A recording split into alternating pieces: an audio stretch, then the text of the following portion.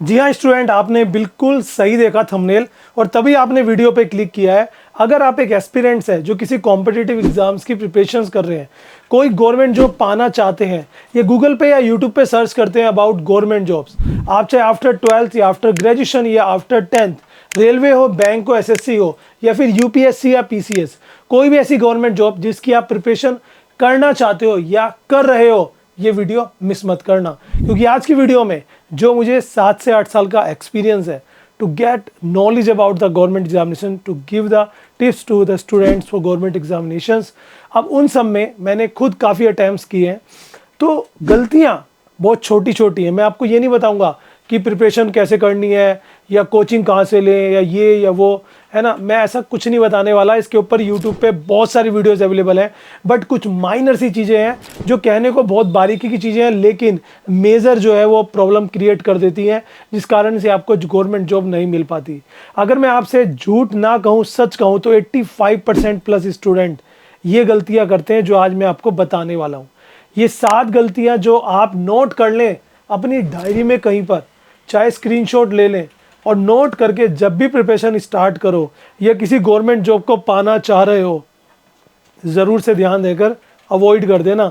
Otherwise इतनी बड़ी problem में आ जाओगे कि 2, 3, 4, 5 साल ख़राब करने के बाद भी गवर्नमेंट जॉब नहीं मिलती।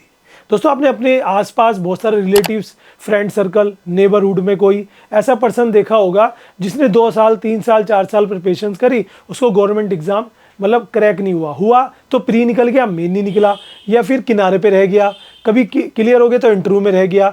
ये गलतियां की वजह से ही होता है। तो मैं आज आपको कोई ऐसा टिपिकल लेक्चर नहीं देने वाला, बिल्कुल पॉइंट टू पॉइंट बात करूंगा। वीडियो को सेव कर लीजिए, वीडियो बहुत खास होने वाली है। और ऐसी मोर इंटरेस्टिंग टिप्स के लिए सब्सक्राइब कर लीजिए गाइडेंस गुरुजी को। गाइस, सबसे पहला पॉइंट जो है ना, मतलब एक एक चीज़ मैं आपको ऐसे बता रहा हूँ कि मतलब नोट करने वाली है, भूल के भी मत कर देना भैया। मैं भुगता हुआ हूँ, मैं इसलिए आपको ये चीज़ बता रहा हूँ, अगर आप विश्वास करोगे। सबसे पहला है don't go with multiple exam. सबसे बड़ी गलती बच्चे ये करते हैं, गूगल पे जाके सर्च करते हैं एग्जाम कौन सा आ रहा है, यूट्यूब पे जाके सर्च करते हैं लेटेस्ट वैकेंसी कौन सी आई। अब मान लीजिए आप एक ऐसे स्टूडेंट हो जो रेलवे की एनटीपीसी की तैयारी कर रहे हैं और उधर से एग्जाम निकला बैंक का, या उधर से एग्जाम निकला किसी 3rd विभाग का जहाँ पर 4th क्लास या 3rd क्लास या कलर की वैकेंसी निकली। आपको लगा यहाँ पर भी 12 पास चाहिए, वहाँ पर भी 12 पास चाहिए, चलो फॉर्म भर देता हूँ। एक तरफ आपकी प्रिपरेशन चल रही है रेलवे की और दूसरी तरफ आपने वो फॉर्म भर दिया, दोनों के एग्ज़ाम आसपास आ गए, आप दोनों एग्ज़ाम देने जा रहे हो, कभी भी क्लियर नहीं होगा। क्योंकि हर एक एग्ज़ाम का अलग उनका सिलेबस होता है, उनका सिलेक्शन प्रोसेस अलग होता है, उनका मार्किंग अलग होती है, और ऐसे में आप दो को टारगेट, दो नाव पे कैसे पैर रख सकते हो। और मैंने तो ऐसे ही बच्चे देखे हैं जिन्होंने 4-4 फॉर्म भर रखे हैं कि भाई जो निकला भर दिया, बाबा मीन्स भगवान अपने आप देख लेगा। भाई ऐसा नहीं होता, भगवान भी कहता है कि एक कदम तो आपको चलना पड़ेगा। तो प्लीज़ एक को टारगेट बनाएं। अगर आपको बैंक की जॉब चाहिए तो आपको बैंक जॉब में ही जाना है, अगर आपको एसएससी चाहिए तो एसएससी में ही जाना है, अगर आपको रेलवे चाहिए तो रेलवे की ही प्रिपरेशंस करो, ठीक है। वरना होता क्या, इन तीनों को कंपेयर करोगे ना, तीनों की वैकेंसी आफ्टर ग्रेजुएशन वाली होंगी, बट उनके सिलेबस अलग होंगे, सब कुछ अलग होगा कुछ नहीं। 2-3 साल 4 साल खराब करके मेरे भाई लौट के बुद्धू घर को आया, वो हाल हो जाएगा तेरा। इसलिए कह रहा हूँ ध्यान से सुन ले। अब सेकंड जो get full information about selection process. अब बहुत बार ऐसा होता है, हम ना जैसी फॉर्म निकला उसकी 3 चीज़ देखते हैं, वह एज एलिजिबिलिटी क्या है, फीस कितनी है, सिलेक्शन प्रोसेस मतलब वो क्या है, एग्ज़ाम कब है, क्या क्या आएगा, चलो स्टार्ट करो। लेकिन बहुत बार ऐसा होता है, कुछ एग्ज़ाम्स में आपका एग्ज़ाम हुआ उसके बाद कंप्यूटर टेस्ट होना है, कहीं पे कोई सर्टिफिकेट मांगा जाता है जैसे कि CCC हो गया, या कोई और हो गया, या फिर MS ऑफिस का स्किल हो गया, या फिर कहीं पे टाइपिंग का स्किल हो गया, कहीं पे फिजिकल एलिजिबिलिटी होगी, और हम उन्हें देखते ही नहीं है, सीधा रिटर्न एग्ज़ाम पे फोकस कर लेते हैं। होता क्या है कि एग्ज़ाम तो आप क्रैक कर लेते हो, फिर वहाँ पे रह जाते हो। मेरा खुद का जो ब्रदर है ना, कज़न ब्रदर, वो खुद हाई कोर्ट का एग्ज़ाम था, रिटर्न फुल्ली परफेक्ट करके आया। जब आया टाइपिंग टेस्ट तो उसकी प्रिपरेशन पे ध्यान नहीं दिया, सोचा कर लेंगे, 15-20 दिन की तैयारी करी, रह गया। और ये गलतियां हो जाती हैं। तो अक्सर आप कोशिश करें कि अगर सिलेक्शन प्रोसेस सबसे पहले देख लें, नोट कर लें कहीं डायरी में क्या क्या होना है इसमें, क्या एग्ज़ाम, कितने एग्ज़ाम होने हैं, क्या सिलेबस आना है, उसके बाद क्या होगा, इंटरव्यू कैसा होता है, इंटरव्यू की कुछ वीडियोस देख लो यूट्यूब पे, और तैयारी सबकी करनी पड़ेगी। तो ये गलती बिल्कुल ही मत करना कि सीधा रिटर्न के पीछे भाग गए, प्री पकड़ लिया बस, बाकी देख लेंगे, निकल जाएगा। भगवान पे मत छोड़ो, सबको लेके चलो। और यही मेरा नेक्स्ट पॉइंट है जो मैं आपको बताना चाहता हूँ, proof reading and real information in application form. अब ये सबसे बड़ी इंपॉर्टेंट चीज़ है। हम जब भी किसी गवर्नमेंट एग्जाम्स का फॉर्म भरते हैं तो आज की डेट में 40 से 50% बच्चे अपने मोबाइल से ही गवर्नमेंट एग्जाम्स के फॉर्म भर देते हैं। उन्हें लगता है अरे फ्री में भर देता हूँ ना, क्यों किसी साइबर कैफ़े वाले को 50 रुपये देने। लेकिन मैं आपको बताना चाहता हूँ, मोबाइल से फॉर्म भरना और कंप्यूटर से फॉर्म भरने में ज़मीन आसमान का फ़र्क है। बहुत बार ऐसा होता है कोई कॉलम आपका छूट जाता है, फॉर्म तो भरा जाता है लेकिन बाद में जब सिलेक्शन की बारी आती है तो वहाँ प्रॉब्लम हो जाती है। छोटी सी स्क्रीन होती है मोबाइल के और उस पर आप कोई डिटेल भरते हो सकता है कि बहुत बार आपने कोई एज मिस्टेक कर दी, स्पेलिंग मिस्टेक कर दी या कोई डिटेल मिस्टेक कर दी, कुछ भी गलत कर दिया ना तो सिलेक्शन में बैठे रह जाओगे। इसीलिए सबसे पहली चीज़ है कंप्यूटर से फॉर्म भरो। दूसरी चीज़ है रियल इन्फॉर्मेशन दो आपके बारे में, कोई भी मिथ मत रखना कि चलो कौन देख रहा है, मेरे मामा के लड़के ने ऐसे किया था उसकी लग गई थी, मेरे बुआ के लड़के ने ऐसे किया था उसकी लग गई थी, मैं भी कर लेता हूँ। मत करना भैया, अगर सरकार की नज़र में आ गया तो जॉब से तो जाओगी, आपको ब्लैक लिस्ट भी कर सकते हैं। उसके बाद जब फॉर्म पूरा भरा जाता है तो उसकी प्रूफ रीडिंग बहुत ज़रूरी है।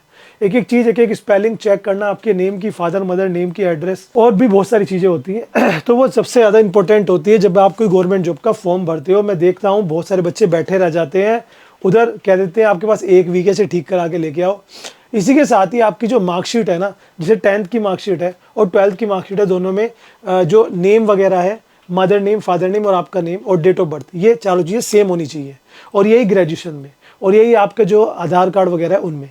अगर कहीं भी मैच नहीं है, डिफरेंट है, तो उसे चेंज करा लो अभी जाके, अदरवाइज आपको जॉब नहीं मिलेगी, बाहर कर देंगे, चाहे एक ए या बी, एक लेटर का फर्क क्यों ना हो। ये सबसे बड़ा ध्यान रखने वाली बात है। Make small target. अब बहुत सारे बच्चे क्या करते हैं, प्रिपरेशन स्टार्ट कर दी, अपनी टारगेट बनाया कि ऐसा एक बुक लिया है मैं, या ये मैंने नोट्स ले लिए और मैं 3 महीने में ख़त्म करने हैं। भाई लॉन्ग टारगेट कभी भी अचीव नहीं होता, कभी अचीव नहीं होता। आप हमेशा छोटे टारगेट बना के चलोगे ना, तो तरीका क्या होता है, आप सबसे पहले छोटे छोटे टारगेट बनाओ इस तरीके के, ठीक है, और छोटे छोटे टारगेट बनाओगे और इन सबको मिलाकर देखो कितना बड़ा टारगेट बन गया ये। तो एक छोटे छोटे टारगेट बना के 1 2 3 4 5, और जब ये बनेंगे, ये कैसे हो सकते हैं, ये वीकली हो सकते हैं कि आप वीकली टारगेट बना दो कि एक वीक में मैं इतना कवर करूँगा, एक वीक में मैं इतना कवर करूँगा, या 3 दिन का टारगेट बना लो या पर डे का बना लो। और उसके बाद जब आपको उसकी हैबिट हो जाए तब आप बड़े टारगेट बनाओ। तो हमेशा छोटे टारगेट बनाओ, जैसे कि चैप्टर का हो गया, कोई टॉपिक का हो गया, कोई क्वेश्चन पेपर का हो गया। तो जितने छोटे टारगेट्स होंगे उतनी जल्दी प्रिपरेशन आपकी होगी और उतना ज़्यादा पढ़ाई में मन लगेगा। ये मेरा पर्सनल एक्सपीरियंस है जो मैं आपको एज ए टीचर बता रहा हूँ। The next thing is prepare in ratio basis. अब ये क्या चीज़ है, इस पर ध्यान देने वाली बात है, ध्यान से देखना, बहुत जरूरी बात बता रहा हूँ। जैसे कि कोई एग्ज़ाम है, उसमें क्या है, प्री होता है, ठीक है, और फिर होता है उसमें मेंस, और फिर होता है उसमें इंटरव्यू, ठीक है। अब इन तीनों में ज़्यादा गैप नहीं होता, ज़्यादा 2 महीने का गैप होगा, 2 महीने के बाद मेंस होगा, फिर 2 महीने के बाद इंटरव्यू होगा। अब मैं देखता हूँ, आज मैंने फॉर्म भरा, 6 महीने बाद एग्ज़ाम है, तो हम उस 6 महीने के बीच में सिर्फ प्री की तैयारी करते हैं। हमें लगता है प्री निकल जाए, मेंस तो निकल ही जाएगा, जबकि आपको पता है मेंस प्री से डबल हार्ड होता है। तो होना क्या चाहिए, जब आप प्रिपेयर कर रहे हो किसी एग्ज़ाम्स की, तो प्री के साथ साथ थोड़ी मेन और थोड़ी इंटरव्यू की भी तैयारी करो, मत छोड़ो। अब देखो, आप प्री के लिए तो आप 6 महीने तैयारी कर रहे हो और मेंस के लिए आपके पास सिर्फ 2 महीने हैं, तो प्री तो अच्छे से निकल जाता है, मेंस में रह जाते हैं 70% स्टूडेंट। यही रीज़न है। तो गलती करते हो, गलती से सीखो, दूसरों की गलती सीखो, खुद मत करो।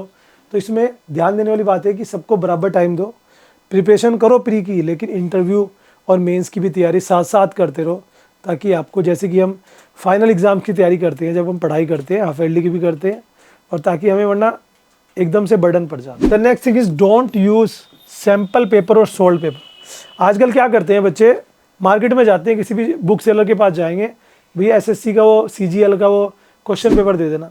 अब ये वो दे देंगे, या तो सोल्ड पेपर होगा, उसमें आंसर्स भी उसी में होंगे, या क्वेश्चन पेपर होगा, उसमें पिछले 5 साल के पेपर्स होंगे, 10 साल के पेपर्स होंगे। सोचते हैं हम उन्हें क्रैक कर लें तो हम पास हो जाएंगे। भाई उससे आपके केवल एक एवरेज मार्क्स आ सकते हैं।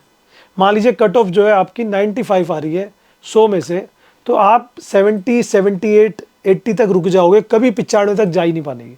क्योंकि हर साल गवर्नमेंट एग्जाम्स में 10, 12, 15 क्वेश्चन ऐसे होते हैं जो नहीं होते हैं। अब वही आपको नहीं मिलेंगे, वो मिलेंगे फुल प्रिपरेशन से। उसके लिए करना क्या है, बुक्स परचेज करो, नोट्स बनाओ, है ना, और लेटेस्ट नोट्स, यूट्यूब टिप्स लो, और कोचिंग ले सकते हो तो 3 महीने की कोचिंग, 6 महीने की कोचिंग जरूर लो। तो वहीं से आपकी तैयारी हुई। खाली क्वेश्चन पेपर या सैम्पल पेपर या सोल्व पेपर से सिर्फ आप एवरेज मार्क्स ला सकते हो, क्योंकि उसमें खुद डाटा थोड़ा सा होता है। The last tips for you guys, ये अगर आपने फॉलो कर लिए ना, गवर्नमेंट जॉब मिलने के चांसेस कई गुना बढ़ जाएंगे आपके। Must aware about defence job. अब जब भी हम किसी डिफेंस जॉब, जैसे कि पुलिस की जॉब होगी, आर्मी की होगी, अलग अलग विंग्स है हमारे डिफेंस के, वहाँ की होगी, तो बहुत सारी चीज़ें ध्यान रख ली, जैसे कि टैटू। अब देखो जैसे मेरी बॉडी पर ये टैटू है, ठीक है, ये टैटू है, इट मीन्स कि मैं डिफेंस की जॉब में अप्लाई कर ही नहीं सकता। वैसे मुझे करना भी नहीं था, इसलिए मैंने बनवा लिया था। बट आप अगर कोई टैटू वगैरह बनाने की सोच रहे हो, बाद में हम इसे रिमूव कराते घूमते हैं, लेकिन उसका भी मार्क रह जाता है, ठीक है ना। मेरे एक फ्रेंड ने ऐसे ही बना लिया था, बाद में उसे रिमूव कराना पड़ा, तो उसको जितना खर्चा, 300 रुपये में टैटू बना था गोवा में, लेकिन उसे निकलवाने में उसे 3000 रुपये लग गए, उसके बाद भी निशान रह गया, क्योंकि ये 6 लेयर तक जाता है। तो टैटू बनाते समय ध्यान रखिए, अगर आप कोई डिफेंस की तैयारी कर रहे हो तो मत बनवाना टैटू। उसके अलावा कोई पुलिस केस वगैरह अगर किसी का होता है, जैसे FIR समथिंग कुछ ऐसा, तो उसको भी प्रॉब्लम्स आती है। और भी बहुत छोटी छोटी चीज़ें हैं, अगर आप किसी डिफेंस की तैयारी कर रहे हो, जैसे कि फिजिकल एलिजिबिलिटी है ना, फिजिकल फिटनेस है, आई विज़न है, आपका आंखों की रोशनी 6/6 6/9 होनी चाहिए, या फिर अगर और भी बहुत सारी चीज़ें देखी जाती हैं, जैसे कि आपकी जो नी है उसके बीच में गैप है कि नहीं है, रनिंग आपकी कितनी है, हाइट कितनी है, आपकी चेस्ट का फुलाव कितना है, ये सब चीज़ें आप अगर ध्यान दोगे तो आप तभी आर्मी, पुलिस या ऐसी भर्ती में क्रैक कर पाओगे। This is the tips for you guys. अगर आप फॉलो करते हो तो मेक श्योर कि आपको बहुत फ़ायदा होने वाला है। Thank you so much.